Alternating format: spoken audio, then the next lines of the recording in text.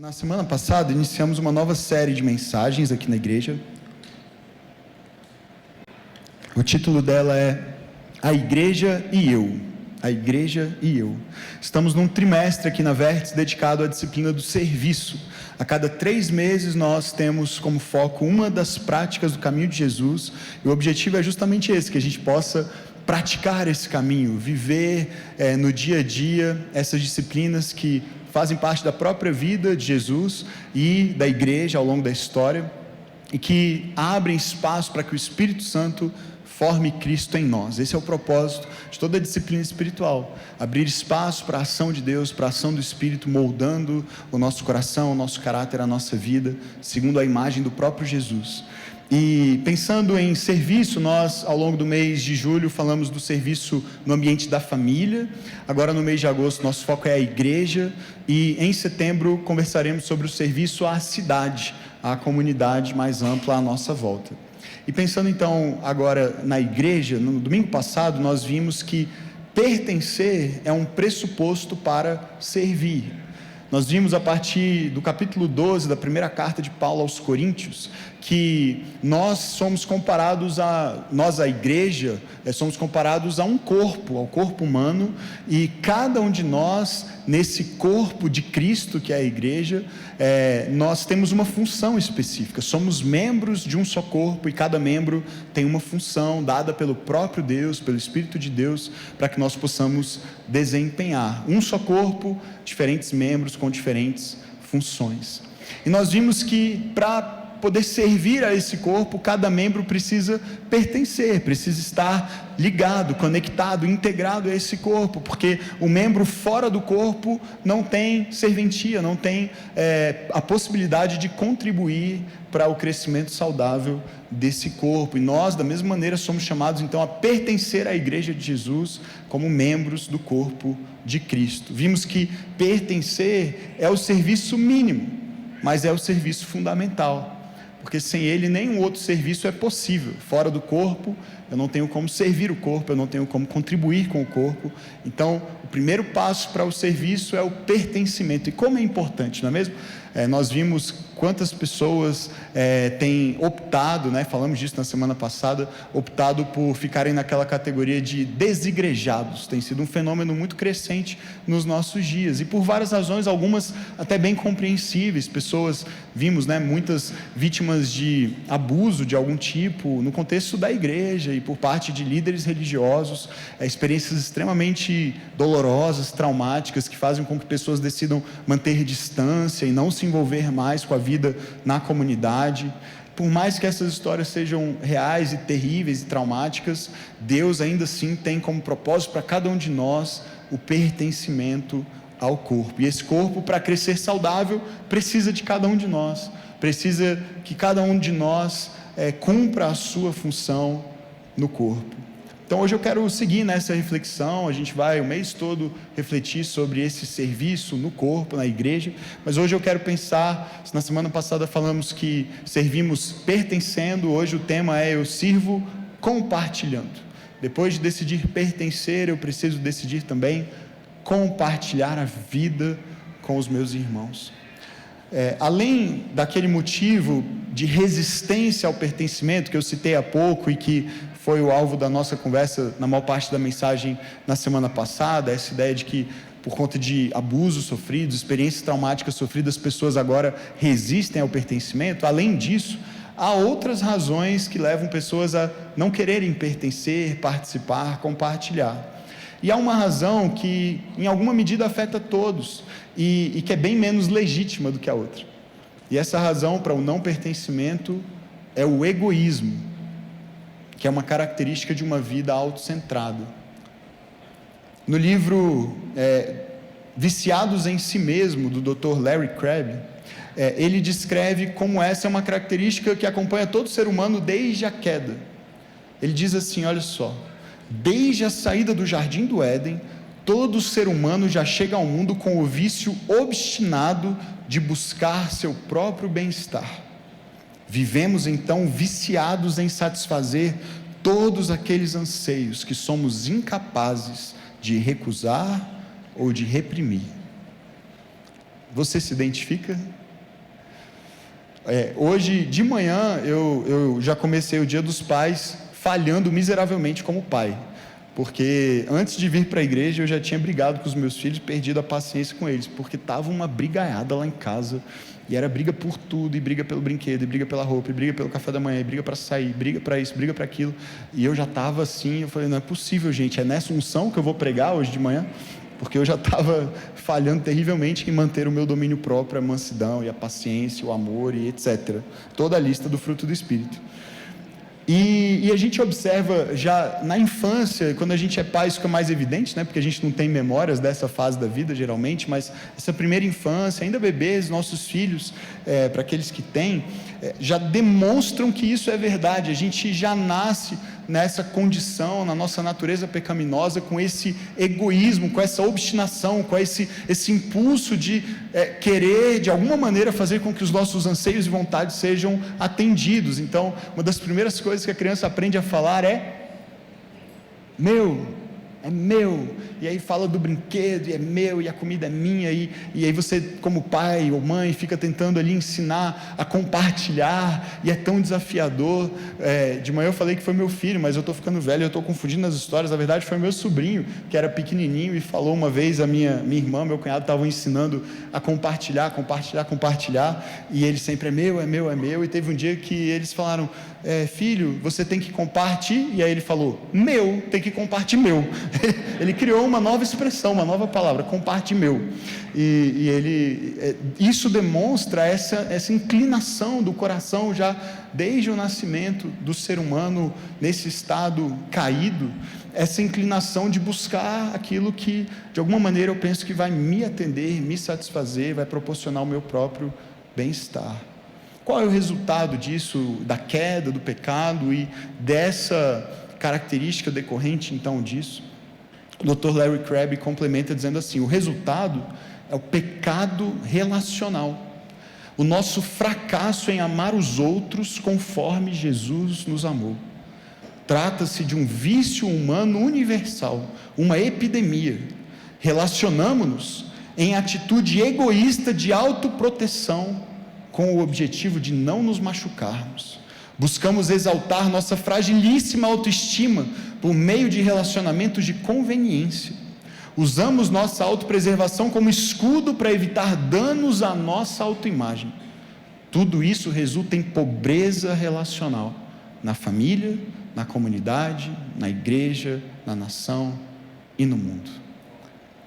Pobreza relacional decorrente de pecado relacional, decorrente desse coração obstinado, comprometido somente consigo mesmo, com a satisfação, na ilusão de que encontrará satisfação dos seus anseios dessa maneira. Essa não é uma descrição muito exata, queridos, do mundo em que nós vivemos? Tiago, no capítulo 4 da sua carta, diz que as guerras e contendas que há entre nós vêm dessas paixões desenfreadas, desses desejos desordenados que competem, que concorrem e militam dentro de nós. Ele fala que isso é a cobiça que está em ação, é aquele desejo de ter o que o outro tem, de viver o que o outro vive, dessa comparação e dessa disputa que nos coloca nessa posição de, se necessário, passar por cima das pessoas, feri-las, abusá-las ou descartá-las de acordo com a conveniência dos nossos próprios desejos e ambições egoístas. E talvez essa experiência tenha sido parte de uma história que você viveu em comunidade, em família, ou até em outras igrejas pelas quais você passou. E se você foi vítima de uma experiência assim, eu lamento profundamente. Falamos muito disso no domingo passado. Se você não esteve aqui, ouça ou assista a mensagem nas redes, nas plataformas da igreja. Mas, queridos, esse é um contexto, esse é um pecado do qual nenhum de nós é inocente, totalmente inocente. Todos nós ainda carregamos um pouco desse impulso egoísta de autossatisfação, de uma vida autocentrada. Nós tendemos a pensar primeiro no que nós desejamos, antes de pensar no que o outro precisa. Compartilhar simplesmente não é natural para esse ser humano caído, mas no corpo de Cristo não deve ser assim. Lembram-se da igreja de Corinto? Nós conversamos bastante sobre a igreja de Corinto no último domingo, falaremos hoje novamente dela, mas eu contextualizei um pouco no domingo passado, que lá na igreja de Corinto, a igreja para a qual Paulo escreve 2 cartas, era uma igreja muito rica, tanto no aspecto material, como no que diz respeito a dons espirituais impressionantes. Havia apóstolos, havia mestres, havia profetas, operadores de milagres, pessoas que falavam em outras línguas. Mas embora essa fosse a realidade, essa riqueza, essa quantidade de dons espirituais naquela igreja, Paulo tem de exortá-los, porque principalmente a característica que mais marcava aquela igreja era justamente a do egoísmo, a ponto de, na própria ceia do Senhor, as pessoas chegarem mais cedo para comerem mais do que as outras, beberem mais do que as outras, a ponto de se embriagarem. E Paulo então diz: eu tive que escrever a vocês não como a pessoas espirituais, mas como a pessoas carnais. Eu tive que escrever a vocês não como pessoas maduras, mas como a crianças em Cristo. Porque embora vocês tenham todos esses dons e toda essa riqueza, vocês não entenderam o básico da vida cristã e da vida comunitária ainda. Havia divisões, havia partidarismos. Alguns afirmavam: eu sou de Paulo, outros: eu sou de Apolo, outros: eu sou de Pedro, e ainda alguns diziam: eu sou de Cristo. Eu suspeito que esses eram os piores, tenho essa sensação, porque até nisso queriam ganhar dos outros, né? Vocês são menos espirituais, nós somos os de Cristo de verdade. Esse tipo de partidarismo e divisão, Paulo está exortando a igreja quanto a isso. Havia imoralidade sexual tamanha que Paulo diz: nem entre os pagãos eu vi algo assim. E olha que a sociedade greco-romana era bem depravada. E Paulo diz: nem entre os que não conhecem a Deus, os que não servem a Deus, eu vi imoralidade sexual do tipo que eu vi entre vocês. Essa era a igreja de Corinto. Como pode ser isso, queridos? Uma igreja com tantos dons, com manifestações de poder autênticas, ao que tudo indica, genuínas, manifestações do poder de Deus, milagres, dons impressionantes. Como tudo isso pode coexistir no mesmo ambiente onde há imoralidade, depravação, divisão, confusão? Uma triste constatação, queridos, da realidade do povo de Deus, da igreja de Jesus, é que poder e caráter, infelizmente, podem correr em paralelo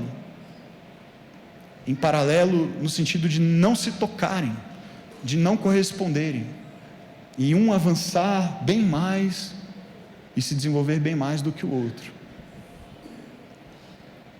Eles se desenvolvem em paralelo, e é estranho isso, e incomoda, e às vezes a gente se questiona, até hoje, porque de vez em quando, talvez você acompanhe alguma notícia que diz assim: pastor fulano, apóstolo ciclano, bispo não sei quem, a irmã tal, ou o líder tal, que orava e pessoas eram curadas, que pregavam e multidões se convertiam. Aí vem à tona um escândalo moral, uma história de pecado grosseiro, de abuso, de desvio de recursos, de coisas das mais terríveis, que entristecem o nosso coração, que mancham o testemunho da igreja de Jesus, e a gente olha para aquilo, e às vezes é alguém que já nos abençoou pessoalmente, cujo ministério fez diferença na nossa vida. Então não é que assim, não foi autêntico, que tudo era uma farsa. Não, a gente foi genuinamente abençoado, inspirado, pessoas tiveram suas vidas transformadas por meio do ministério, claro, Deus agindo, mas por meio do ministério daquela pessoa.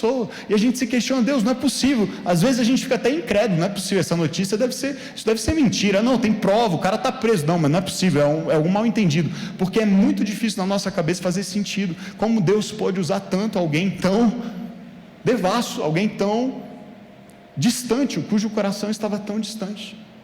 Mas, queridos, não deve ser assim, mas infelizmente muitas vezes é assim, essa discrepância existe, e o próprio Jesus nos alertou quanto a isso. Ele, em Mateus no capítulo 7, disse: no último dia muitas pessoas virão e dirão: Senhor, em teu nome expulsamos demônios, em teu nome fizemos milagres, curamos pessoas, fizemos isso, fizemos aquilo. E qual vai ser a resposta dele a algumas dessas pessoas?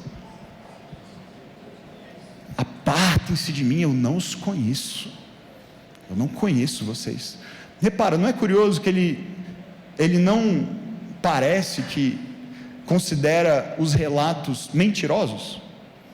Não se trata de ser verdade ou não, a experiência relatada. Parece que de fato essas pessoas curaram, expulsaram, foram instrumentos para alguma coisa acontecer de relevante e positivo na vida de alguém. Ele não diz: apartem-se de mim porque vocês estão mentindo, nada disso aconteceu. Ele não diz isso, ele diz: apartem-se, eu não conheço vocês.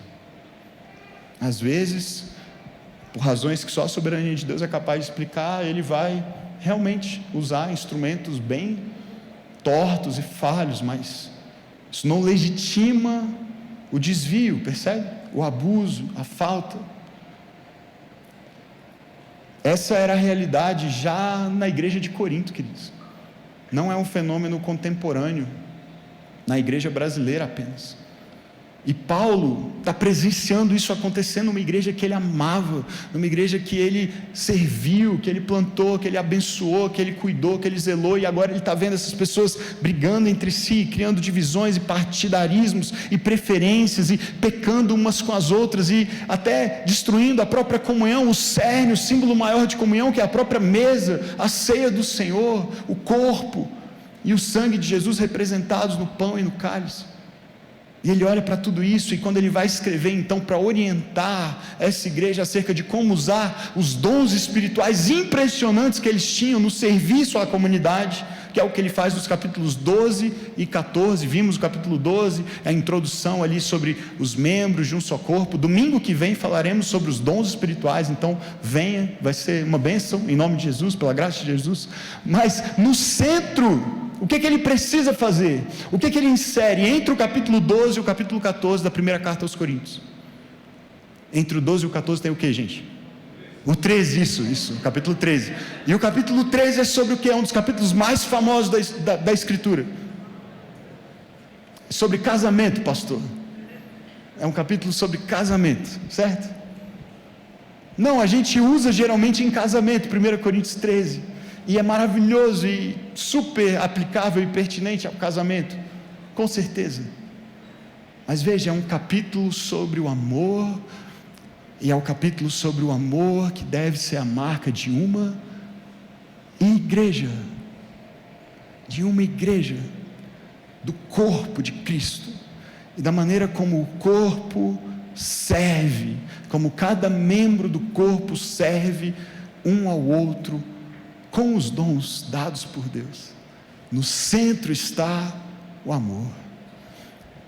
João Calvino diz, comentando o capítulo 13 de 1 aos Coríntios, ele diz: uma vez que o amor é a única régua de nossas ações, e o único meio de regulação do uso correto dos dons de Deus, nada na ausência dele é aprovado por Deus, não obstante quão magnífico seja, segundo a avaliação humana.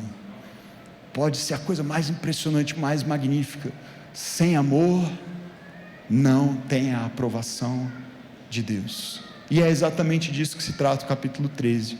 A gente vai ler, e é um capítulo muito conhecido, mas abre o seu coração para reler, ou para ler como se fosse talvez a primeira vez, e deixar o Espírito ministrar o seu coração. A gente vai começar no último verso do capítulo 12 e vai até o primeiro do 14, porque humildemente talvez eles deveriam ter ficado todos no mesmo capítulo, porque parece uma introdução e uma conclusão perfeitas.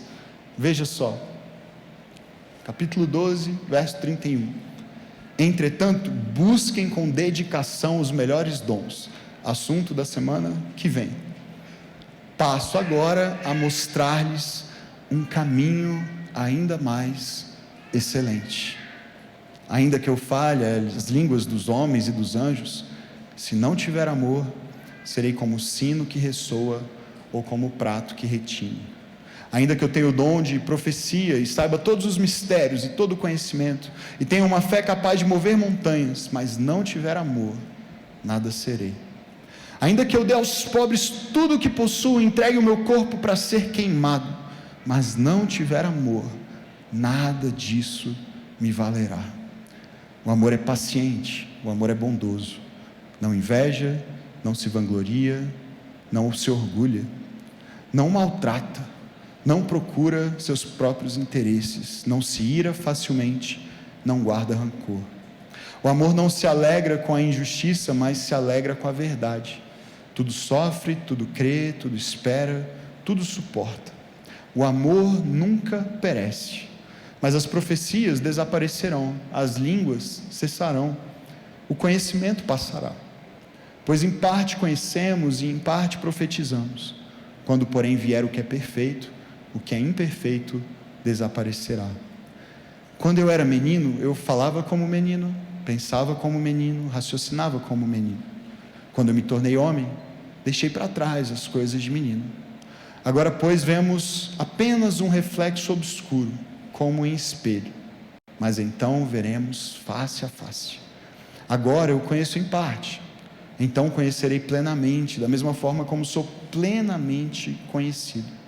Assim permanecem agora estes três: a fé, a esperança e o amor. O maior deles, porém, é o amor.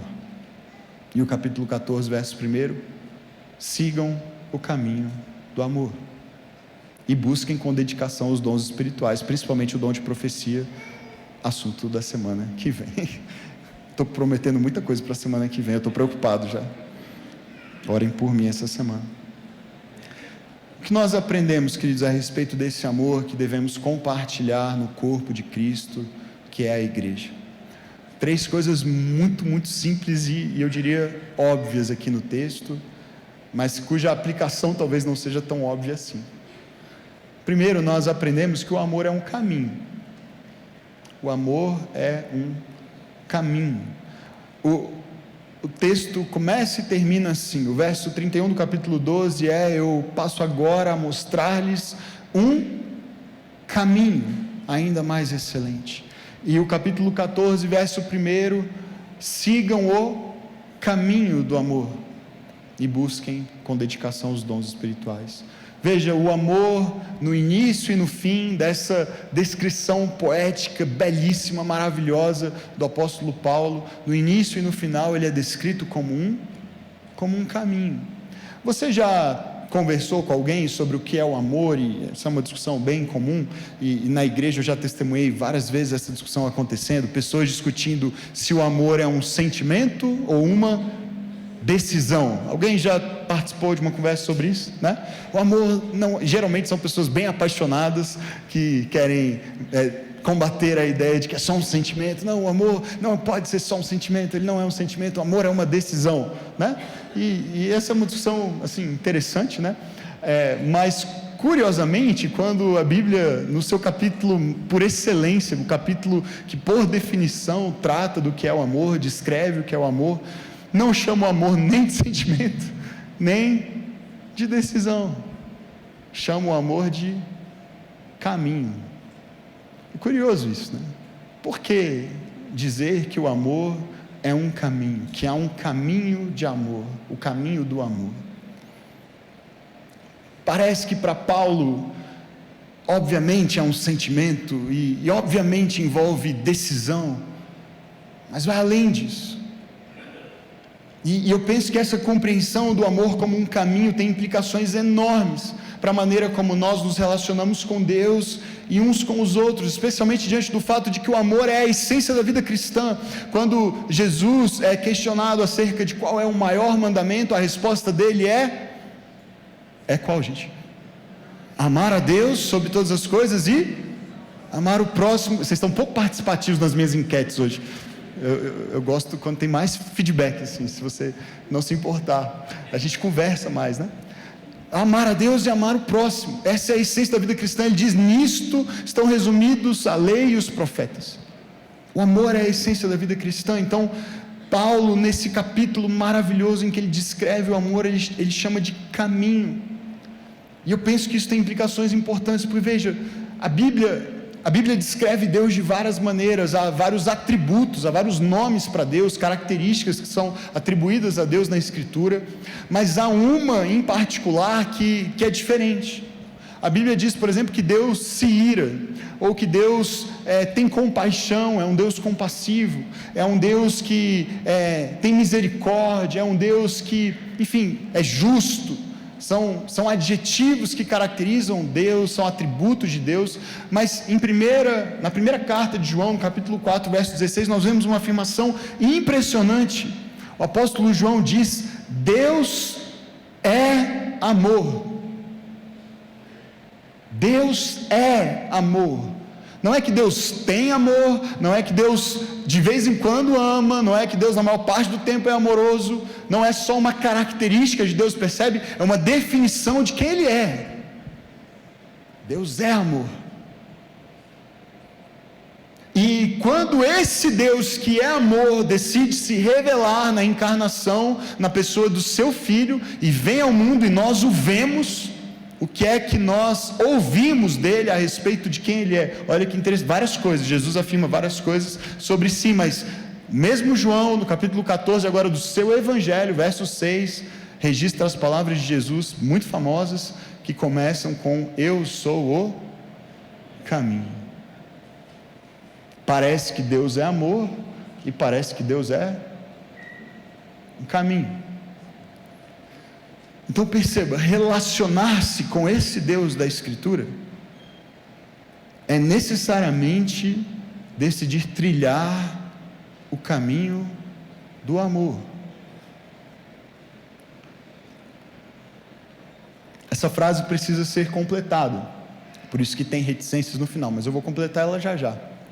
Mas por enquanto, o que eu quero que você perceba é que um relacionamento real, genuíno com Deus, por meio do seu Filho Jesus Cristo, é um relacionamento que nos coloca numa trilha, num caminho, e esse caminho é o caminho do amor.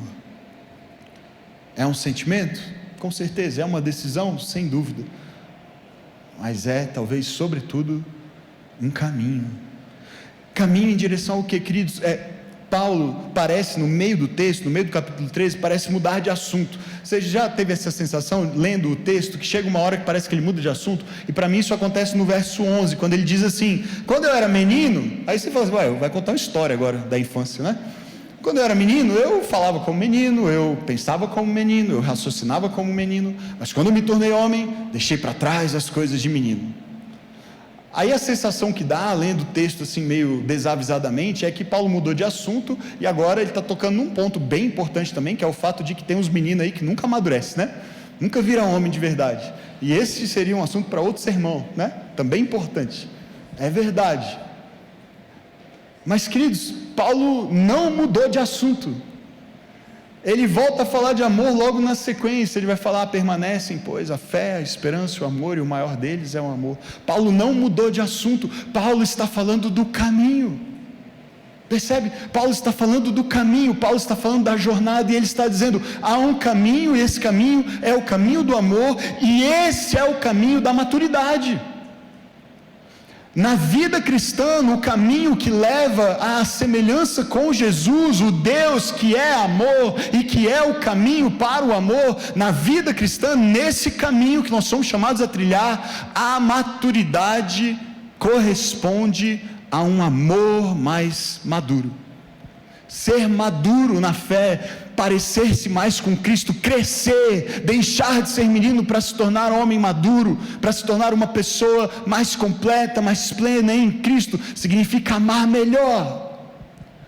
E às vezes a gente chama de madura a pessoa que adquiriu muito conhecimento teológico, a pessoa que sabe muito a respeito das doutrinas cristãs fundamentais, aquela pessoa que tem bons argumentos, aquela pessoa que se impõe inclusive numa discussão doutrinária, aquela pessoa que é capaz de afirmar as convicções de fé que ela tem, mesmo que ela tenha que ser muito dura com as pessoas à volta para impor com convicção as suas opiniões. Os nossos conceitos e parâmetros para medir maturidade muitas vezes são outros, mas maturidade de vida cristã é crescer em amor, para a gente poder amar como Jesus. Essa é a medida, é a estatura, é assim que se avalia a qualidade, a maturidade da nossa espiritualidade, é o quanto nós amamos, é como nós amamos, é a nossa capacidade de amar, porque Jesus disse: eu dei um novo mandamento, e esse novo mandamento que eu dei a vocês é qual? Amem uns aos outros assim como eu os amei. E é por isso que Paulo enfatiza tanto para essa igreja: eu tive que falar vocês como crianças, porque vocês acham que por terem dons e recursos, vocês são maduros, mas vocês são crianças espirituais, porque vocês não se amam, e de nada adianta ter os dons e o poder e impressionar a todos, sem amor. Esse caminho não é só mais um caminho, não é qualquer caminho. Em segundo lugar, o amor é um caminho, e o amor é o caminho mais excelente. Não há nenhum outro caminho que se compare a este. Paulo, então, no verso 31 ainda do capítulo 12, diz: eu passo agora a mostrar-lhes um caminho ainda mais excelente. Por que é que o caminho do amor é mais excelente? O que é que torna o amor diferente de todas as outras virtudes? E o caminho dele diferente e superior a todos os outros caminhos.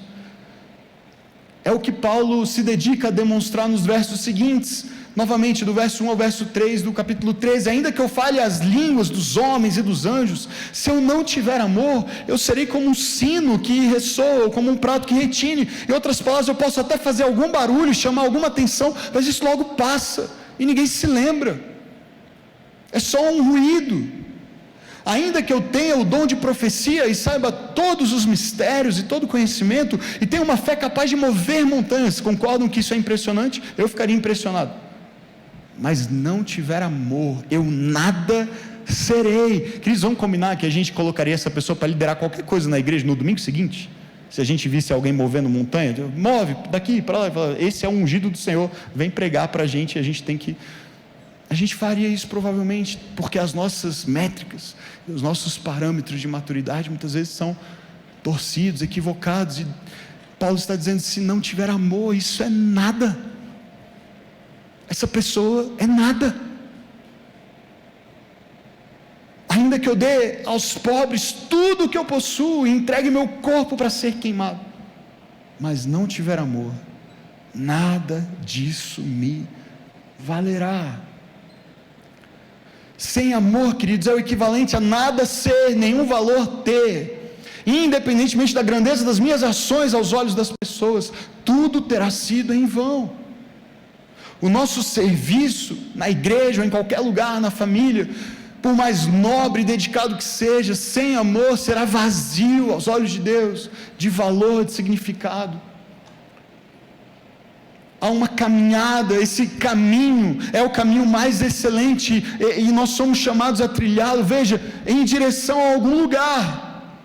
No mesmo texto em que João, na sua carta, afirma que Deus é amor, ele nos mostra de que maneira esse caminho acontece. Olha só, 1 João 4, de 15 a 17, se alguém confessa publicamente que Jesus é o Filho de Deus, Deus permanece nele e ele em Deus. Amém? Glória a Deus. Esse é o primeiro passo: confessar Jesus, reconhecer Jesus, entregar-se a Jesus. E agora Deus habita em nós, isso é maravilhoso. Há uma segurança: ele permanece em mim, eu permaneço nele. Mas veja a sequência: assim conhecemos o amor que Deus tem por nós e confiamos nesse amor. Deus é amor. E aí veja o chamado, veja o convite: todo aquele que permanece no amor permanece em Deus e Deus nele. Dessa forma o amor está aperfeiçoado entre nós, para que no dia do juízo tenhamos confiança, porque neste mundo somos como ele. Esse é um texto complexo, e a sensação que dá é que João brinca um pouco com os tempos verbais, não para nos confundir, mas para mostrar esse mistério de uma salvação que já aconteceu, está acontecendo e vai acontecer. Porque nós já fomos alcançados por Jesus, e quando o confessamos como Senhor, Ele, Deus, permanece em nós, nós nele. Mas há uma salvação futura, há uma salvação por vir. No dia do juízo estaremos diante do Senhor livres de culpa, de condenação, seremos glorificados, o veremos face a face. Paulo diz isso no capítulo 13: agora eu conheço em parte, mas chegará um dia em que eu conhecerei plenamente, assim como eu sou conhecido. Percebe? Há uma tensão, há algo acontecendo. Nós já somos, mas ainda não, já falamos disso em outras mensagens. João aqui está descrevendo esse processo em que o amor que já está aperfeiçoado em nós, ainda está sendo aperfeiçoado em nós. Deus é amor e há um convite para permanecermos nele.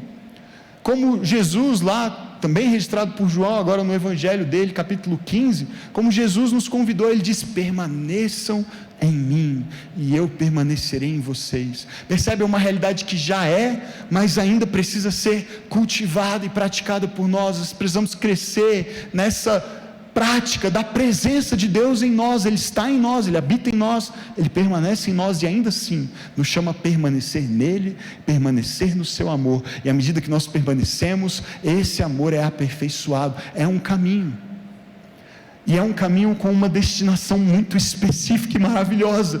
Veja, eu falei, a gente ia completar aquela frase lá atrás: relacionar-se com Deus é trilhar o caminho do amor em direção àquele que é o próprio amor. Queridos, Jesus é o caminho, Jesus é também o destino, amém? Ele é o alvo, é em direção a Ele que nós caminhamos. Ele é o próprio amor, Ele é o caminho do amor, Ele é o próprio amor, e à medida que nós trilhamos esse caminho, esse amor está sendo aperfeiçoado em nós, e o alvo é nos tornarmos mais parecidos com Ele, porque eu não sei você, mas eu sei que na minha vida, eu ainda estou muito distante de poder afirmar com tranquilidade que eu já aprendi a amar como Jesus. Eu sei que Ele permanece em mim, e eu tenho buscado permanecer nele, e eu creio que à medida que eu permaneço nele e cresço nisso, o seu amor continuará sendo aperfeiçoado na minha vida, e eu quero aprender a amar como Ele me ama, como Ele nos ama. E é por isso, queridos, que o amor é o caminho mais excelente. Não há nenhum outro caminho como esse, não há nenhum caminho comparável, nenhum caminho que leve a esse destino, porque Ele é o caminho e Ele é o destino.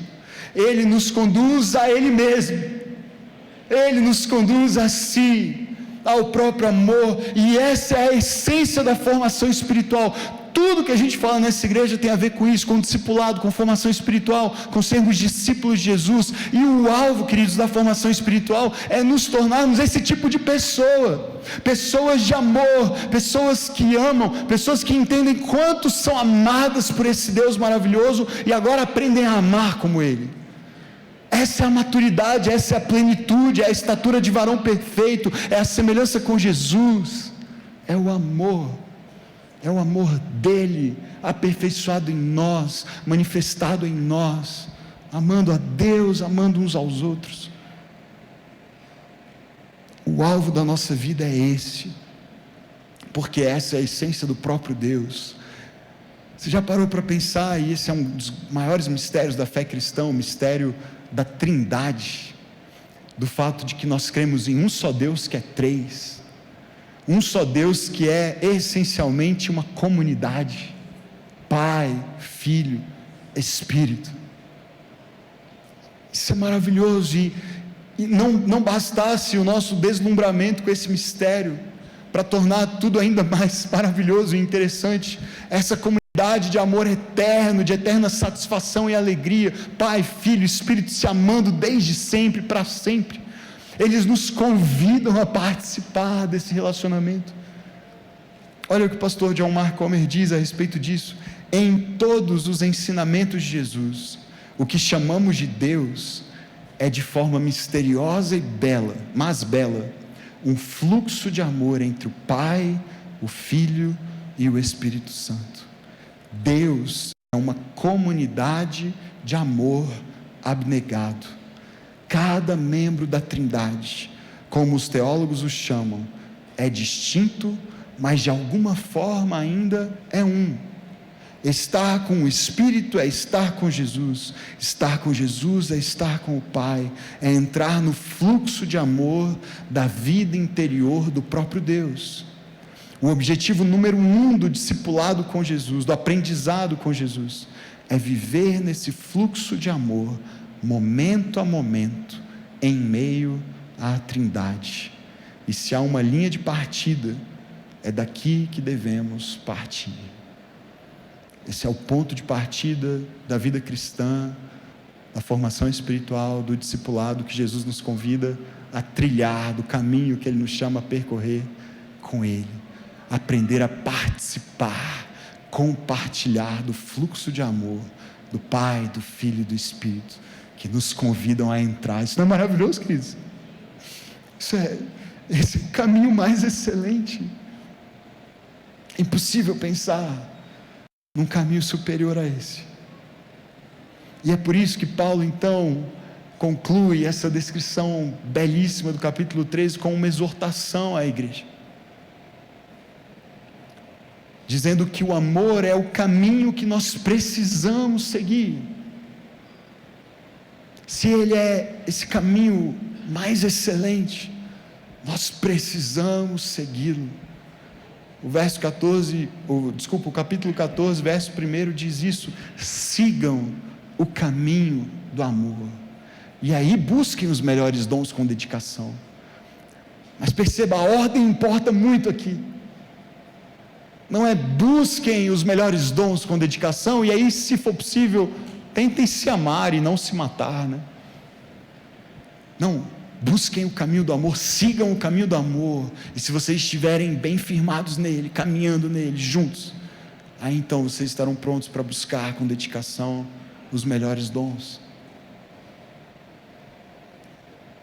Quais são as características então desse caminho que nós precisamos seguir? Do verso 4 ao verso 10 nós lemos, e aí, de novo, você já ouviu hoje, já ouviu provavelmente outras vezes esse texto, mas tente ouvir como se fosse a primeira vez e refletir sobre os seus relacionamentos, a maneira como você ama as pessoas, ok? E veja como Deus nos chama a amar as pessoas. O amor é paciente. Já deu ruim para mim no primeiro. O amor é bondoso, não inveja, não se vangloria, não se orgulha, não maltrata, não procura seus interesses, não se ira facilmente, não guarda rancor. O amor não se alegra com a injustiça, mas se alegra com a verdade. Tudo sofre, tudo crê, tudo espera, tudo suporta. O amor nunca acaba, nunca termina, nunca abandona, nunca vai embora. O amor nunca perece. As profecias desaparecerão, as línguas cessarão, o conhecimento passará. Pois em parte conhecemos, em parte profetizamos. Quando, porém, vier o que é perfeito, o que é imperfeito desaparecerá. Essa semana eu reparei em algo interessante, eu não tinha reparado ainda, mas há uma relação muito íntima, muito próxima entre essa descrição que Paulo faz aqui a respeito do amor e uma lista, que eu até mencionei no início da mensagem, de virtudes cristãs que o mesmo Paulo escreve lá em Gálatas capítulo 5, que nós chamamos de fruto do Espírito, que ele chamou de fruto do Espírito. Lembram-se? Gálatas 5, 22 e 23, mas o fruto do Espírito começa como? Amor, alegria, paz, paciência, amabilidade, bondade, fidelidade, mansidão, domínio próprio. Olha só que interessante, em 1 Coríntios 13 o amor é paciente, lá em Gálatas 5, 22, pouco depois do amor há uma menção à paciência. Em 1 Coríntios 13 o amor é bondoso, e lá em Gálatas 5, 22, depois do amor também vem bondade. Em 1 Coríntios 13 o amor não inveja, e puxa, como a inveja é um obstáculo para a gente viver em paz com as pessoas, não é mesmo? Tiago diz que é por causa da inveja, da cobiça, que existem as guerras, que falta paz. E curiosamente, fruto do Espírito é também paz. O amor não maltrata, amor e amabilidade. O amor se alegra, e fruto do Espírito é também alegria. O amor sofre, espera, suporta. Isso parece a descrição de alguém manso.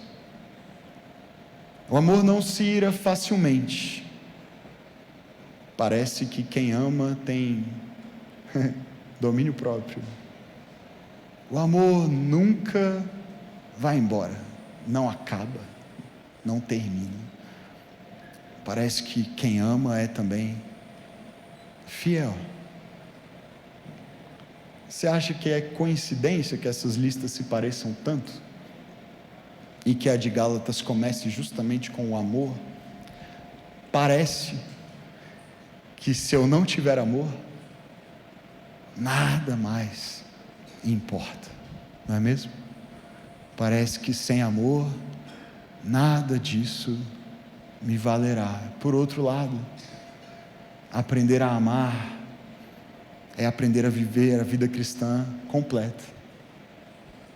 Crescer em amor é crescer em todas as virtudes cristãs, porque parece que todas elas são só características do que é a virtude cristã por excelência. É o amor. Parece que a gente precisa aprender a amar, igreja. Parece que há um caminho que nós precisamos seguir. Todo serviço que nós oferecermos uns aos outros, a qualquer pessoa, a mais vulnerável que seja, precisa estar com os pés firmemente plantados nesse caminho, comprometidos com essa jornada, num reconhecimento vulnerável de que nós ainda não chegamos lá, ou alguém é capaz de afirmar que já chegou. Pastor, eu já amo desse jeito aí. Eu acho que nem o mais corajoso entre nós nessa noite seria capaz de fazer essa afirmação. Nós somos aprendizes, queridos, nós somos peregrinos nessa jornada, nós estamos caminhando, nós não chegamos lá ainda. Nós estamos numa jornada de amor em direção a amar e ser amados, a nos tornarmos pessoas de amor como o próprio Deus é amor. E é por isso que não basta servir, não basta servir. Quanto mais a nossa igreja cresce, mais isso fica evidente para mim, eu creio que para todos. Há um risco enorme de nós nos envolvermos e nos engajarmos de forma impessoal e aparentemente servirmos até com excelência, sem nos darmos conta de que estamos servindo com alguém, servindo alguém com alguém. E esse alguém importa, e a maneira como eu sirvo esse alguém e com esse alguém importa muito. Importa tanto que se eu não tiver amor por esses alguém, o meu serviço não importa. Não importa.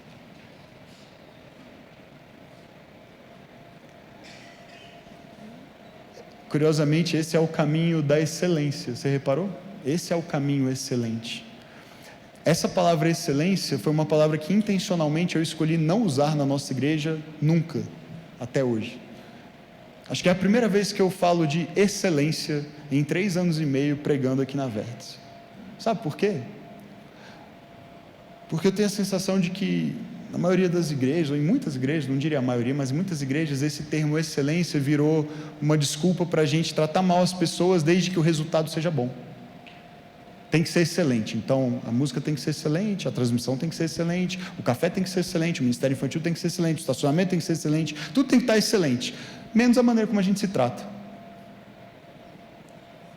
E aí quando Paulo diz que há um caminho mais excelente, ele está criticando a igreja com os maiores dons espirituais, com a melhor performance de todas, para dizer: vocês não entenderam o que significa ser excelente, porque se não tiver amor, não vale nada.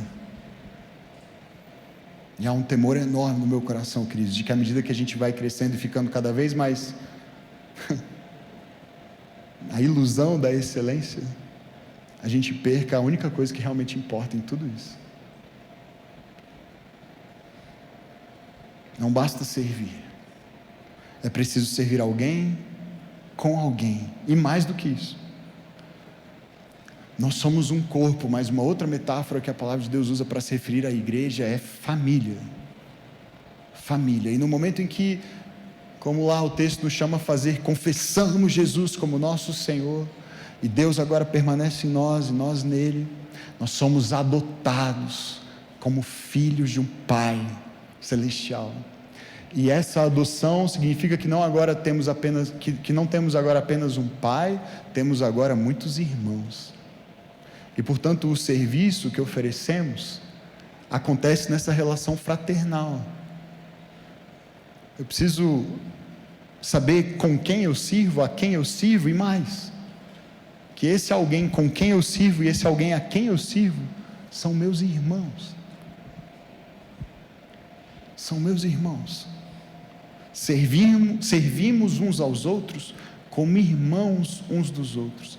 Você acha que se nós tivéssemos sempre essa consciência, o nosso serviço não seria diferente? O nosso olhar, a nossa atenção, a nossa dedicação não seria diferente? Se nós tivéssemos a consciência de que estamos servindo uns aos outros como irmãos uns dos outros? Ou nas palavras de Jesus lá em João 15:15, eu já não chamo vocês de servos, em vez disso eu agora prefiro chamar vocês de meus amigos. Ele morreu e ressuscitou para ser o primeiro de muitos irmãos. Olha o que o Dallas Willard diz, ele diz assim: começamos fazendo discípulos, é o início da missão de Deus para nós, para a igreja, e quando os fazemos, nós os reunimos, e os reunimos à realidade trinitária, a essa realidade da comunhão entre o Pai, o Filho e o Espírito. É isso que significa batizá-los no nome. Lembra a grande comissão? Jesus diz: vão por todo mundo, façam discípulos de todas as nações, e aí quando vocês fizerem esses discípulos, o que vocês devem fazer? Batizá-los em nome, no nome do Pai, do Filho e do Espírito Santo. Não basta batizar em nome de Jesus, nós intencionalmente batizamos em nome do Pai e do Filho e do Espírito, para mostrar para esse novo irmão que está sendo recebido como parte da família pelo batismo, que ele é parte da família de Deus, e que o próprio Deus é uma família, é essa comunidade de amor abnegado, Pai, Filho e Espírito, e você é convidado a participar desse amor. E ele conclui dizendo: não é um caminho solitário, é o caminho de uma incrível união com outros, dada por Deus. Amém? Glória a Deus. Que mistério, e que mistério maravilhoso esse, sermos convidados a participar disso. Então, queridos, nessa igreja, na nossa igreja, nós queremos compartilhar a vida, nós queremos viver em comunidade, como o próprio Deus vive em comunidade. Todas as pessoas que decidem pertencer à nossa igreja, depois de fazerem a trilha 1, tornarem-se membros, são convidados a fazer a trilha 2, que é o nosso processo de formação de novos grupos, que nós chamamos de comunidades, grupos ali em média de 10 a 20 pessoas, grupos heterogêneos, fechados, grupos que têm jovens, crianças, adultos, adolescentes, solteiros, casados, idosos, grupos heterogêneos e que caminham juntos por um longo prazo, pessoas que moram próximas, de preferência umas às outras, e que vão compartilhar profundamente a vida. E queridos, a nossa experiência ao longo desses 3 anos e meio tem mostrado que à medida que as pessoas se envolvem e se engajam e se tornam membros, decidem pertencer, como falamos semana passada, e compartilhar, como vimos hoje, essa vida de amor umas com as outras, o que acontece a seguir é que a dura jornada desse caminho de amor se revela, porque ele é um caminho árduo. E para quem chega de início, às vezes vem uma primeira fase, uma primeira estação de lua de mel, de encantamento. Nossa, como essas pessoas são legais, e como esse ambiente é bom, e a palavra geralmente é bíblica, e as pessoas são sorridentes, e tem um café gostoso na entrada, e as pessoas me tratam bem, e é legal. E aí eu vou para uma comunidade, parece que todo mundo é muito hospitaleiro, e sorridente, e feliz. É maravilhoso, essa igreja é maravilhosa, até que passa tempo, e talvez sejam poucos dias, poucas semanas, pouco tempo, às vezes um pouco mais, mas o fato é, queridos, que à medida que o tempo passa, e se você está aqui há 1 ano ou mais, com certeza essa fase já acabou para você. Se você realmente buscou pertencer e se engajar e participar da vida da comunidade, você já descobriu que Nem tudo é tão perfeito assim. Nem tudo funciona tão bem, nem todas as pessoas são tão legais. E que tem dias difíceis, e tem dias frustrantes, e tem falas inconvenientes, e tem momentos decepcionantes. E à medida que as nossas expectativas vão sendo destruídas, o que é que fica? O que é que resta? No livro Uma Vida em Comunhão, o Bonhoeffer, escrevendo no contexto da Alemanha nazista, veja, é um contexto que a gente tem muita dificuldade de imaginar e de se inserir. Ele funda um seminário clandestino e tenta ali formar pastores que serão resistência ao regime. A maior parte da igreja na Alemanha está comprometida com Hitler e com o regime, e Bonhoeffer então se isola, se afasta e leva um pequeno grupo de seminaristas com ele para estudarem com ele, viverem juntos uma regra de vida que ele propõe, que é descrita exatamente nesse seu livro, Uma Vida em Comunhão. E ele fala várias coisas impressionantes. Eu queria ler 200 páginas, e o livro tem só umas 80, mas eu queria ler várias páginas do livro aqui para vocês, e a gente não tem tempo, mas eu ainda assim selecionei um texto bem longo, um trecho bem longo. Não vai aparecer aí nos slides, ok? Vai aparecer só o final. Então, Lucas, segura aí, daqui a pouco eu te chamo, e aí é só a conclusão que vai aparecer. Mas eu queria muito que você prestasse atenção. É uma citação muito longa, inconveniente para um sermão, mas ainda assim vale a pena, eu prometo. Ouça o que ele diz sobre a vida em comunhão que eles estavam buscando cultivar, e o que ele nos ensina a partir disso. Tenho e terei comunhão com o outro unicamente por meio de Jesus Cristo. Quanto mais autêntica e profunda a nossa comunhão, tanto mais passará a um segundo plano tudo o mais que nos conecta. Quanto mais autêntica e profunda a nossa comunhão, tanto mais, de forma clara e autêntica, terão relevância entre nós única e exclusivamente Jesus Cristo e sua obra. Temos um ao outro apenas por meio de Cristo, mas por meio de Cristo temos um ao outro também de verdade. Temos um ao outro de forma plena por toda a eternidade. Agora vem o alerta: quem deseja mais do que aquilo que Cristo estabeleceu entre nós, não está em busca de comunhão cristã, está em busca de experiências extraordinárias de comunhão, que lhe foram negadas em outro lugar. Se alguém quiser algo assim, estará introduzindo desejos confusos e impuros na irmandade cristã. Muitas são as comunidades cristãs que fracassaram, porque viveram a partir de um ideal de comunhão. Especialmente o cristão sério, que pela primeira vez é inserido num contexto de vida comunitária cristã, muitas vezes traz consigo uma visão definida do tipo de vida cristã em comunhão, visão essa que ele procura tornar realidade. Mas preste atenção, a graça de Deus faz com que esses sonhos rapidamente se dissipem. Em outras palavras, quando você se frustra com a igreja e com os irmãos e com a comunidade, é graça de Deus na sua vida e na minha. Por quê? Na medida em que Deus quer nos levar ao conhecimento da autêntica comunhão cristã, é necessário que experimentemos a grande decepção quanto aos outros, quanto aos cristãos em geral, e se tivermos essa felicidade também em relação a nós mesmos, nos frustrarmos em relação aos outros e também em relação a nós mesmos, e reconhecermos a nossa incapacidade, a nossa limitação, o quanto nós prejudicamos a comunhão. Em sua graça, Deus não permite que vivamos nem mesmo por algumas semanas uma realidade idealizada, em que nos entregamos a experiências inebriantes, a roubos de felicidade, que se abatem sobre nós como um êxtase. Quando a comunhão passa por essa grande decepção, com todas as suas más e desagradáveis experiências, nesse momento, ela começa a ser aquilo que deve ser na presença de Deus. Nesse momento, ela começa a perceber a promessa que lhe foi dada na fé. Quanto mais cedo essa decepção sobrevier ao indivíduo e à comunidade como um todo, tanto melhor para ambos. No entanto, se uma comunidade não consegue suportar e sobreviver a essa decepção, apegando-se à visão ideal quando esta lhe tiver de ser tirada, essa comunidade perde no mesmo instante a promessa da comunhão cristã que perdura. Cedo ou tarde essa comunidade se desfaz, e não tem sido assim, queridos.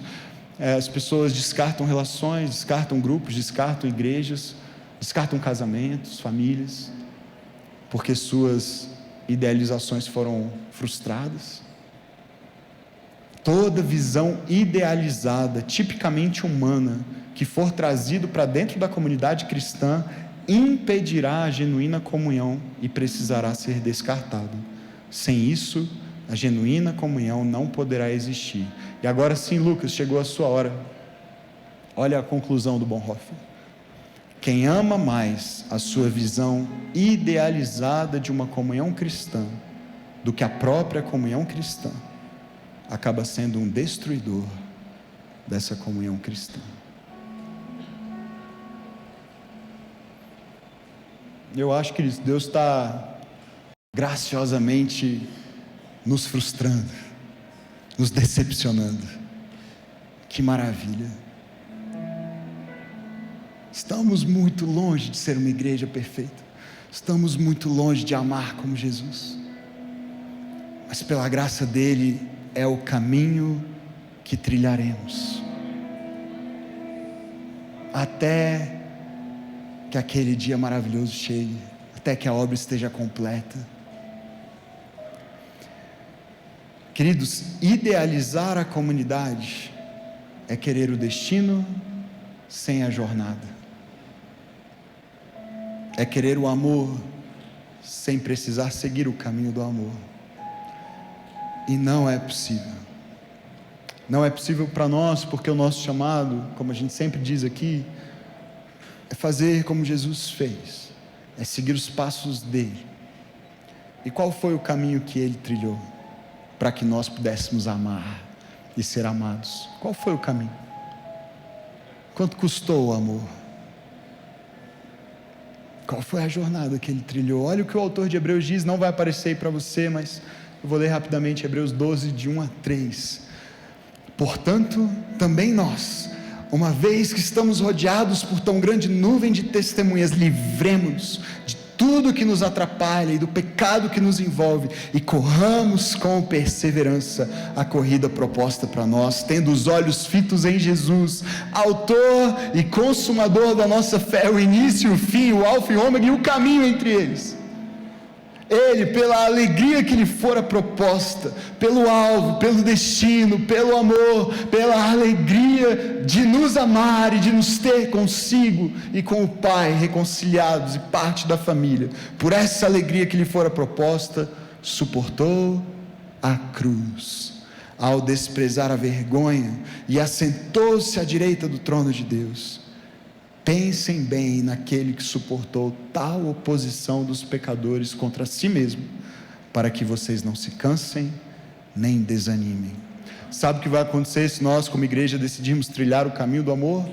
Haverá dias em que a gente vai cansar e desanimar, e a solução é olhar para Ele, olhar para Jesus, olhar para Jesus, olhar para Jesus, e dizer: Senhor, assim como o Senhor trilhou aquele caminho até o Gólgota, e subiu aquela montanha carregando aquela cruz, aquela rude cruz, a respeito da qual cantaremos em instantes, assim como o Senhor fez por amor, pela alegria que lhe fora proposta de ver muitos filhos reconciliados com o Pai, ser o primeiro entre muitos irmãos, me ajuda a não desistir de amar a Deus e amar o meu irmão.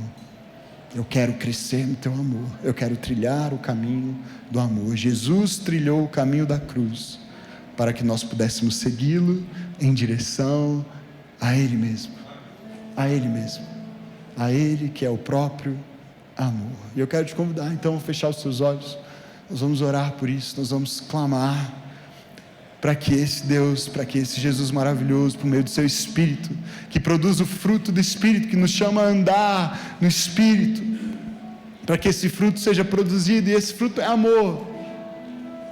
Nós vamos clamar para que esse Espírito faça essa obra em nós. Feche seus olhos, coloque seu coração, tem um tempo aí de confissão a Deus. Talvez você precise reconhecer: Senhor, eu não estou trilhando o caminho do amor, eu não tenho buscado crescer no teu amor. Talvez eu tenha me queixado recentemente de não ser amado, de não me sentir amado. mas eu quero assumir a minha responsabilidade de amar os meus irmãos, ainda que eles me frustrem, ainda que eles me decepcionem, ainda que eles pequem contra mim. Eu quero amar como Jesus. Me ensina, me ajuda, produz esse amor no meu coração. O Espírito Santo produz o fruto, que é amor na minha vida. Confesse isso, peça ao Espírito que haja na sua vida, que intervenha nesse caminho, que te mostre a direção.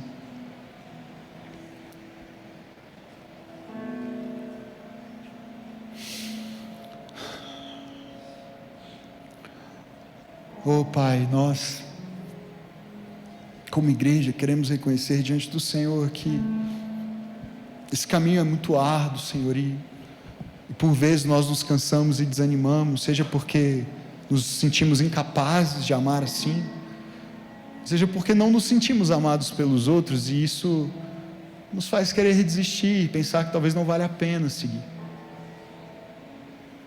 Nessa noite nós reconhecemos que dependemos do Senhor, dependemos do Teu Espírito para produzir esse fruto em nós, esse fruto de amor, esse amor que revela quem Tu és, o Teu caráter, o Teu coração, esse amor que é um caminho, e é o caminho que nós precisamos seguir, é o caminho mais excelente.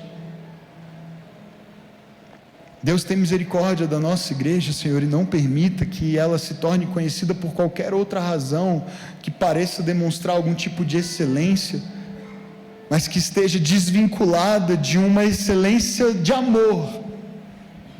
Não permita isso, Senhor, em nós. Livra-nos disso, Pai. Se essa igreja em algum momento se tornar conhecida por outros, que seja pela maneira como ama a Ti e uns aos outros.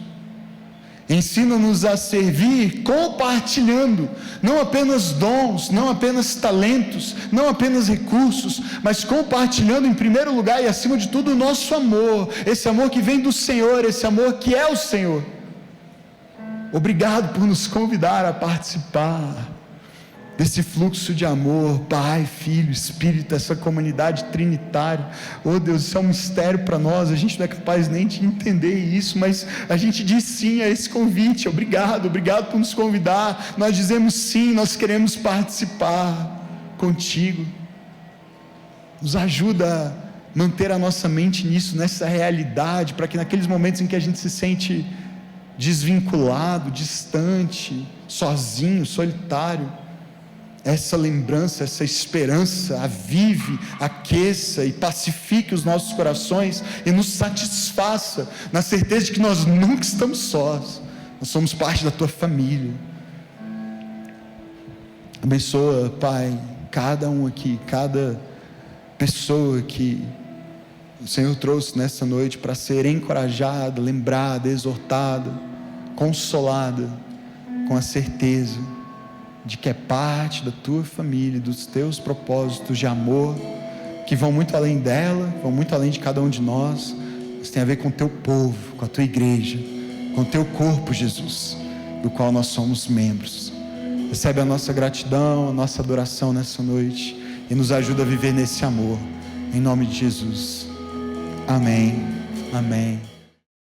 Olá, tudo bem com você? Seja bem-vindo ao nosso canal no YouTube, aqui da Igreja Batista Vértice. Eu sou o pastor Pedro Felizola e eu quero te fazer um convite muito especial. Se você tem acompanhado as nossas mensagens, os conteúdos produzidos pela nossa igreja, as palavras de domingo, e isso de alguma maneira tem abençoado a sua vida e a sua família, eu quero te convidar a considerar a possibilidade de orar e contribuir com a campanha Nossa Nova Casa. A nossa igreja está de mudança, eu estou aqui no futuro novo espaço, onde nós funcionaremos como igreja, aqui no coração de Brasília, e nós cremos que a partir deste lugar nós poderemos servir muito melhor a nossa cidade, mas também você que nos acompanha à distância, seja lá onde você estiver, no Brasil ou no mundo. Então, primeiro, muito obrigado por nos acompanhar. Se você puder considerar a possibilidade de contribuir com essa campanha, com esse grande desafio que nós temos, não só da locação, mas da reforma desse espaço, eu quero te convidar para acessar o QR Code que vai aparecer aí na sua tela agora, ou diretamente o nosso site, igrejavertice.com/contribuir.